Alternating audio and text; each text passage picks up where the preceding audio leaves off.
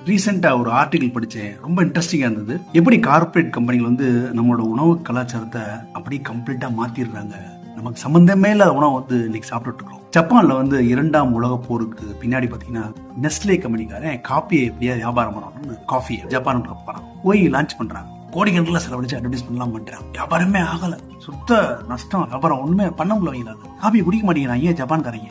ஏன்னா ஜப்பானை பொறுத்த வரைக்கும் டீ தான் அங்கே பிரதானம். நீ இன்னைக்கு ஒரு 10 கண்ட்ரி வந்து டீ உற்பத்தி கண்ட்ரி பார்த்தீங்கன்னா ஃபர்ஸ்ட் சைனா, 2வது இந்தியா, ஒரு 7வது கண்ட்ரியா 10க்குள்ள வந்து ஜப்பான் வந்து டீ குடிப்பாங்க, சூப் குடிப்பாங்க தான். காஃபினா என்னன்னு தெரியாது. குழம்பு போயிருக்காங்க நெஸ்லே கம்பெனிக்காரன் என்ன பண்றது இது பண்றது. உடனே ஒரு பிரெஞ்சு சைக்காலஜிஸ்ட் ஒருத்தரை அப்பாயின் பண்றாங்க. நீங்க என்னன்னு கண்டுபிடி, ஏன் காஃபி குடிக்க மாட்டேங்கிறாங்க. அப்ப அந்த பிரெஞ்சு சைக்காலஜிஸ்ட் பண்றாரு, ஒரு சர்வே கொஸ்டினர் ப்ரிப்பேர் பண்ணி ஜப்பானுக்கு போய் கொடுத்து சர்வே பண்றாங்க, ரிசர்ச் பண்றாங்க. இந்த ரிசர்ச்ல என்ன தெரிய வருதுன்னா, முடிவு வந்து என்னன்னு பாத்தீங்கன்னா, காஃபினா எங்களுக்கு என்னன்னு தெரியாது. எங்க குழந்தைகளை நாங்கள் ஒரு டேஸ்டே சாப்பிட்டது இல்லை. எங்களோட உணவு கலாச்சாரத்தை பொறுத்த வரைக்கும் குழந்தைகள்ல நாங்க என்ன சாப்பிட்டு பழகுறோமோ அதுதான் எங்களோட வாழ்க்கை முழுக்க அந்த உணவு கலாச்சாரம் வரும் எங்களுக்கு அப்படின்ற ஒரு உண்மை தெரிய வருது. இவங்களுக்கு வந்து குழந்தையில இருந்து கொடுத்தா அந்த விஷயம் வந்து பிடிக்கும் அப்படின்ற மாதிரி ஒரு கன்க்ளூஷன் வராங்க அந்த பிரெஞ்சு சைக்காலஜிஸ்ட். அப்ப சொல்றேன், நீ காப்பி கடையை கூட வீட்டு போ, காலி பண்ணிட்டு கிளம்பி இருந்து, நீ காப்பியை வேணாம், பெரியவங்களுக்கு காப்பியை கொடுக்காது, அடல்ட்டு காப்பியை பண்றது, குழந்தைகளுக்கு காஃபி டேஸ்ட்டை காமி.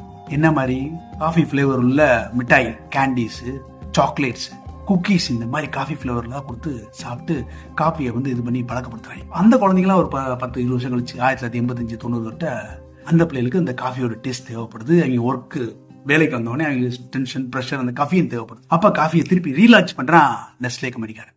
அடிச்சு தூக்குறாங்க, பறக்கு பூம் ஆயிடுச்சு. இன்னைக்கு பாத்தீங்கன்னா உலகத்துல ஜப்பான் கிட்டத்தட்ட 500,000 டன்ஸ் வந்து காஃபி இம்போர்ட் பண்றோம்.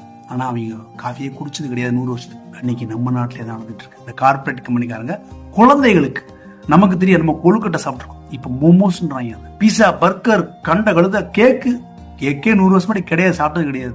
இப்ப பர்த்டே கேக்கு, ப்ரொமோஷன் கேக்கு, எல்லாத்தையும் கேக் உடனே வெட்டிட, சனிக்கிழமையான கேக் வெட்டிட முடியாது. நம் மரபணுவுக்கு சம்பந்தம் இல்லாத உணவுகளை இந்த கார்பரேட் கம்பெனிகளுக்கு திணிச்சு அதுவே உணவாயிருது. நமக்கு அந்த மரபணுக்கு சம்பந்தம் இல்லாத முன்னோர் சாப்பிட மாட்டாங்க. அப்ப நம்ம இந்த உணவு போகும்போது அதுக்கு புரியாது, உடம்பு பாடி மெட்டபாலிசம் புரியாது. அப்படி புரியாம அந்த மரபணு குழம்பி போய் தான் மெட்டபாலிக் டிஸார்டர், டிசீசஸ் வருது. Diabetes, cardiac related problems, obesity, முக்கியமா கேன்சர். நீங்க தெருவுக்கு 2 கேன்சர் பேஷண்ட் வந்துட்டாங்க.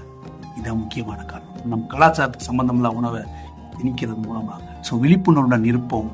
இனிமையா நம்ம உணவுகளை என்னன்னு தேடி சாப்பிடுவோம். இந்த கலாச்சாரத்துக்கு சம்பந்தம் இல்லாத வெளிநாட்டு உணவுகளை சாப்பிடும்போது இந்த மாதிரி நோய் சம்பந்தம், இந்த பிரச்சனை எல்லாம் இருக்கு. ஃபேஸ் பண்ண வேண்டியது ஃபேஸ் பண்ணிக்கிட்டு இருக்கோம். நம்ம இனி என்னெல்லாம் ஃபேஸ் பண்ண போகிறது தெரியல. உணவு விழிப்புணர்வு தேவை. நல்ல சிந்தனையில் இருப்போம், நம்பிக்கை வளர்ப்போம், அன்புடன் நம்பினோம்.